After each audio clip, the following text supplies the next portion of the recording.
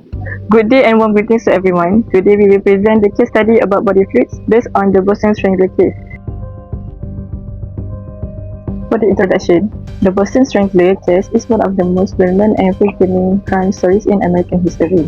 Between 1962 and 1964, more than a dozen women were attacked and killed in Boston. Most of them were found in their homes, and many had been strangled with their own clothes. The city was filled with fear as police searched for the person responsible. In 1965, a man named Albert DeSalvo confessed to the crimes, but there were doubts about whether he was really the killer. Years later, DNA evidence linked him to one of the victims, but many people still believe others may have been involved. This case remains important today because it shows how difficult it can be to solve serious crimes, even when someone confesses. For the background of the cases, the Boston Strangler case took place in Boston, Massachusetts between 1962 and 1964, when at least 30 women aged 19 to 85 were sexually assaulted and strangled in their homes. Most victims were killed using their own clothing like stockings or scarves, and there were usually no signs of forced entry, suggesting the killer was either invited in or pretended to be someone trustworthy. The city was filled with fear as police struggled to find the killer, and without modern tools like DNA testing, they had little solid evidence. In 1965, Albert DeSalvo, already in jail for other sex crimes, confessed to the murders and shared details that partly matched the crime scenes. But there was no physical proof linking him to the killings at the time. He was never tried for the murders and was later killed in prison in 1973. In 2013, DNA evidence from one of the victims, Mary Sullivan, matched DeSalvo, proving he was involved in at least one murder. However, because some of the murders were different in method, many people still believe that more than one person may have been responsible. So the body fluid that found in the crime scene is semen and saliva obtained from the bottle drain. So seminal fluid was recovered from Mary Sullivan's body and the blanket covering her at the scene of her 1964 murder. So this fluid was preserved carefully by the investigator at the time, anticipating for the future forensic advance might help solve the case. So, in the early 2010, using advanced Y chromosome DNA testing or YSTR, investigators compared DNA extract from the seminal fluid with the DNA obtained from the water bottle discarded by a nephew of Albert DeSalvo.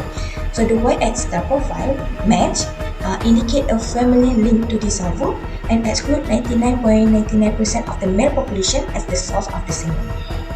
To confirm the family match, so they exhumed DeSalvo's body in July 2013 and extract the DNA from his female athlete. So the DNA from DeSalvo matched the seminal fluid DNA from the crime scene. So this making a conclusion that he was the source of the semen found on Mary Sullivan in 1964. The seminal fluid evidence was the only physical forensic link between DeSalvo and any Boston Strangler victim, providing the strongest proof that he raped and murdered Mary Sullivan. Notable, no spermatozoa were found in vaginal or rectal smears during the original autopsy, but semen was detected draining from her mouth to her exposed breast, suggesting ejaculation occurred during the assault.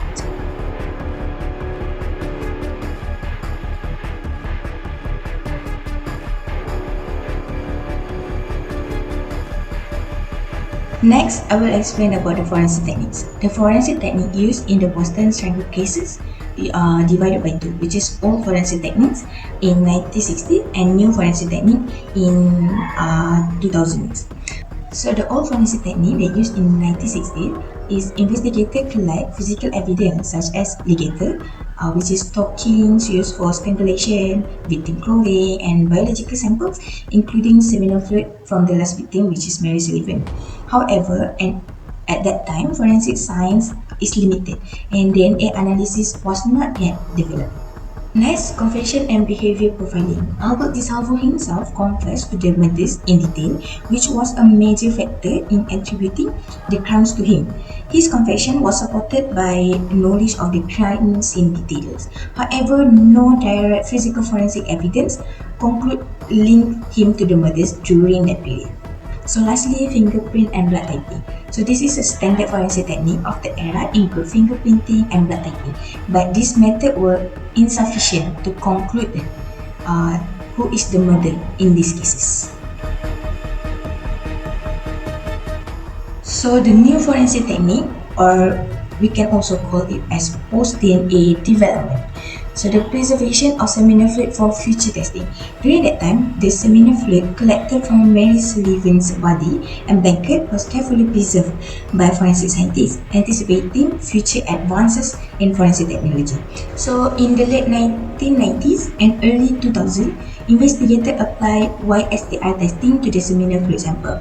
So this technique analyzed the male-specific Y chromosome, which is passed from father to the son, enable familial DNA matching. So investigators obtained a DNA sample from Albert DeSalvo's nephew via a discarded water bottle. So the YSTR profile from the nephew matched the seminal fluid DNA, excluding 99.99% of the male population, and strongly suggesting a familial link to DeSalvo. So next, to confirm the familial match, DeSalvo's remains were exhumed in 2013. So the DNA extract from his femur and teeth were directly compared to the seminal fluid DNA, so resulting in a conclusive match. This provides the first direct physical evidence link DeSalvo to the murder of Mary Sullivan. So the forensic team employed sensitive methods to extract and analyze regarded DNA from decades-old evidence, overcoming challenges posed by the age and condition of the samples. Hello, my name is Novara Najwa binti Syarul Basri, and I'll be explaining about the case breakthrough of Albert DeSalvo for the cold case of the Boston Strangler case. So, for the significant breakthrough for this case in the Boston Strangler investigation occurred in 2013, nearly 50 years after the last murder attributed to the killer. So this breakthrough was achieved through the use of DNA evidence from the preserved seminal fluids, which is semen. So the last victim, which is Mary Sullivan, a 19-year-old woman, attributed to the Boston Strangler. So the seminal fluids were discovered on a maroon blanket covering her body. So this fluid was preserved as the only DNA evidence in the entire Boston Strangler investigation, with forensic scientists anticipating the technological advancements for nuclear DNA matching. From the 2013 breakthrough, the seminal fluid was recovered from Mary Sullivan's body and the blanket covering her at the scene of her 1964 murder, where this fluid was preserved carefully by investigators at that time. So in the early 2010s, using advanced Y chromosome DNA, or we call it YSTR testing, investigators compared DNA extracted from the seminal fluid with DNA obtained from a water bottle discarded by a nephew of Albert DeSalvo. So the YSTR profile matched, indicating a familial link to DeSalvo and excluding 99.99% of the male population as the source of the semen. So to confirm the familial match, authorities exhumed DeSalvo's body in July 2013 and extracted DNA directly from his femur and teeth. So the DNA from DeSalvo matched the seminal fluid DNA from the crime scene, conclusively proving that he was the source of the semen found on Mary Sullivan. So this seminal fluid evidence was the only physical forensic link between DeSalvo and any Boston Strangler victim, providing the strongest proof that he raped and murdered Mary Sullivan. So now I'll be explaining about the significance of body fluids evidence for the case of the Boston Strangler case. For the body fluids evidence, seminal fluids was the only DNA evidence found on a maroon blanket covering Mary Sullivan's body. So this material was preserved and remained as the only DNA evidence for the entire Boston Strangler investigation. So early testing challenges and results around 2000 and 2001 involving the exhumation of Mary Sullivan's body. Extensive DNA testing was performed on UV fluorescent material found on her underwear and entwined in her pubic hair. However, it was concluded that neither of the two human mitochondrial DNA sequences generated could have originated from Albert DeSalvo, based on comparisons with samples from his brother and his own later exhumation. This early testing thus suggested that DeSalvo was not the source of the DNA found. However, despite of that, the 2013 breakthrough made the case solved because the directly linked DNA found on Mary Sullivan's body to Albert DeSalvo. So this DNA was described as a 99.9% match to the late Albert DeSalvo. Therefore, the body fluids evidence, specifically the seminal fluids found on Mary Sullivan and the DNA extracted from the associated materials, was critically significant. So despite the initial DNA testing results that did not link DeSalvo, advancements in DNA technology allowed it for a conclusive match years later, providing strong scientific evidence to support the long suspected but unproven connection with the Albert DeSalvo and at least one of the Boston Strangler murderers. Now I will present about ethical issues and consideration for these cases. So when cold cases like this resurface, families and family of victim are often traumatized. Investigators and media should have a moral responsibility to approach them with sensitivity. Ethically, their consent should be obtained before publicly sharing new evidence or using personal data like DNA. For the Boston Strangler case, families had to relive painful memories each time the story was revived in the media. So the next one is, one key principle in law is the presumption of innocence, which is the process of until proven guilty in a court of law. That means accusing or labeling someone guilty by only hearing their confessions without trial is considered unethical. For the cases, DeSalvo confessed, but many details were second-hand and no physical evidence tied him to the most victim until much later. Since he was never tried, publicly naming him as the Boston Strangler without legal confirmation raised ethical concern, especially since he is already now deceased.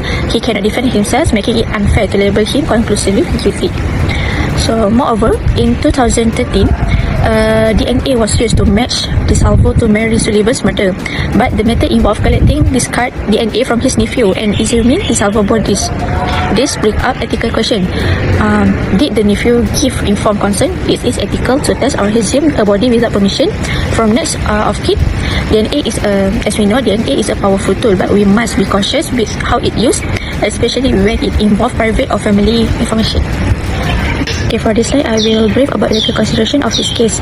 The first one is evidence admissibility. Courts require that evidence meets strict standard of handling, called chain of custody or COC. So in 1916s, forensic standards were not as what they are today, and some of the original evidence may be considered tainted or inadmissible. Even DNA evidence must be collected and tested in ways to stand up to legal scrutiny. So this become a problem when trying to use all evidence in a modern courtroom. Okay, next, the second one is statute of limitations. So legally, murder has no statute of limitations in the US, which allows the court cases can be reopened at any time and many times. However, other crimes connected of this case, such as sexual assault or burglary, may no longer be prosecutable. While the law permits reopening the old cases, it becomes much harder to pursue justice decades later because of loss of the evidence or racist witnesses. The last one is posthumous accusations. So as we know, in this case, DeSalvo was never legally convicted of the Boston Strangler murders. He may confess in detail but inconsistent. So with the DNA evidence surfacing after his death, we face a legal dilemma. Like, can someone be declared guilty without a trial process? So in US law, the answer is no. Trials are a critical part of due process. Declaring someone guilty posthumously means they have no way to defend themselves, which violates their legal fairness. So for conclusion of these cases, at first this case had a very little physical evidence, so police mostly relied on the DeSalvo confessions. But one of the problem with this confession is there is no way to prove that he was at the crime scene. So that many years later, to be exact, in 2013, a DNA testing was conducted, which is using a semen, finally linked DeSalvo to the one victim, which is Mary Sullivan. This was the only murder with solid forensic proof to connecting him.